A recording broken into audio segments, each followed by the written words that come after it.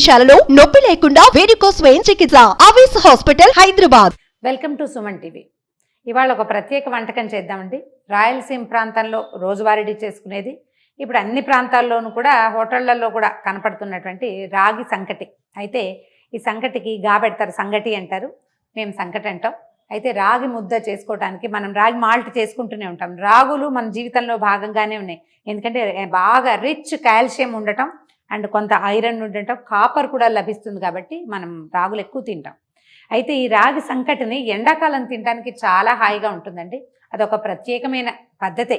అక్కడ చేసే విధానం వేరు, మనం కూడా కొంచెం ఇంచుమించుగా అలాగే చేసుకుంటాం. నాకు ఒక 10-12 ఏళ్ళుగా అలవాటు ఉంది. పిల్లలు చిన్నతనంలో అంటే వాళ్ళకి అన్నం తినే వయసు వచ్చాక ఈ సంకటి సాయంకాలాలు పెట్టడం నాకు అలవాటుగా ఉండేది. బాగా ఈజీగా చేసేసుకోవచ్చు, అది కష్టమేం కాదు. పచ్చి రాగి పిండి అంటే రాగులు కొంచెం కడిగి ఎండబోసేసి పిండి పట్టించేసుకున్నాం అనుకోండి, మెత్తటి పిండి.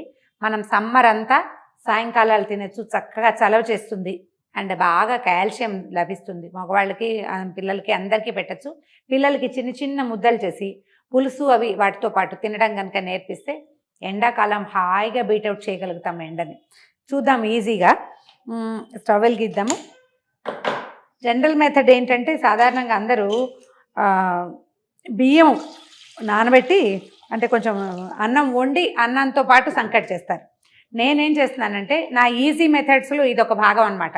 పొద్దున వండిన అన్నం ఉంటుంది కదా, ఆ వండిన అన్నంతో మనం సంకటి సింపుల్గా చేసేసుకోవచ్చు. ఇప్పుడు దీని మీదే అన్నం వండి అన్నంలో రాగి పిండి కలిపే బదులు అన్నమే వేసేస్తాం, నీళ్ళు కొంచెం కాగనిస్తే సరిపోతుంది, అంతే. అయితే ఇది మనం ఒక కప్పు రైస్ తీసుకుంటే, అన్నం ఉడికిన అన్నమే పొద్దుట అన్నం ఒక కప్పు తీసుకుంటే 2 కప్పుల రాగి పిండి తీసుకోవాలి. ఒక 4 కప్పులు నీళ్ళు పెట్టుకుంటే సరిపోతుంది. చేసేటప్పుడు మనకి గట్టిగా వచ్చిందా మెత్తగా వచ్చిందో చూసుకుని దాన్ని బట్టి ప్లాన్ చేసుకోవచ్చు అనమాట. అన్నము మళ్ళీ కుక్ చేస్తున్నాం మనము, ఇలా చేయకూడదు కదండి అని అనుకోకండి, ఎలాగైనా చేయొచ్చు. మనం దీన్ని ఏం చేయం, ఉడికిచ్చేసి అందులో మనం రాగిపిండి కలిపేస్తాం అంతే. ఒక 5 నిమిషాలు బాగా తెరలనిస్తే అన్నం ఈవెన్గా మళ్ళీ ఒకసారి వేడెక్కుతుంది, నీళ్ళు తెరిలిపోతాయి, అందులో మనం రాగిపిండి వేసేయటమే. ఇది ట్రెడిషనల్ వే కాదు, అంటే మనం అన్నం వండుతూ సంకటి చేసుకోవట్లేదు, వండేసిన అన్నంతో చేసుకుంటున్నాము. ఈజీ మెథడ్ అనమాట. సో ఈ తెరులుతున్న నీళ్ళలో 1 స్పూను పల్లి నూనె, ఏదో మనం వాడుకునే నూనె వేస్తే సరిపోతుంది. నెయ్యి కూడా వేసుకోవచ్చు, మన ఇష్టం. ఇప్పుడు ఏం చేద్దామంటే సిమ్లో పెట్టేయండి. మన దగ్గర ఉన్న రాగి పిండిని ఈవెన్గా ఇందులో పోసేయండి. పోసేసి 1 నిమిషం పాటు మూత పెడదాం.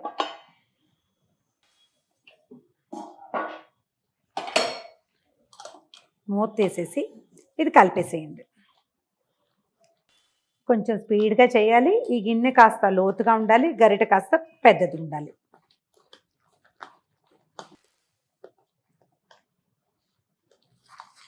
ఇది మనం ఇలా కూడా అన్నం వేసుకున్నట్టు సర్వ్ చేసుకోవచ్చు.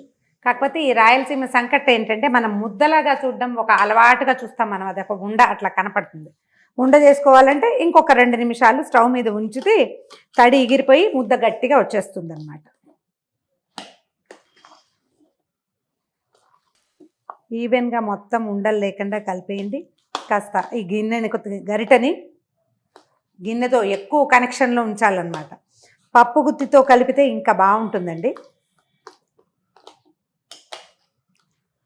ఒక్క 2 మినిట్స్ స్టవ్ మీద వదిలిపెట్టేద్దాం. 2 నిమిషాలు, నేను కరెక్ట్గానే చెప్తున్నాను.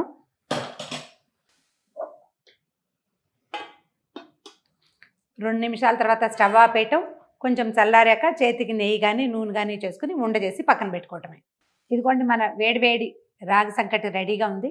నేనేం చేశానంటే కప్లో వేసి షేప్ వచ్చేలాగా పెట్టాను. ముద్ద చేసుకోగలిగితే తడి చేయి చేసుకుని లేదా కొంచెం నేతి చేయి చేసుకుని ముద్దలు చేసి పెట్టుకోవచ్చు.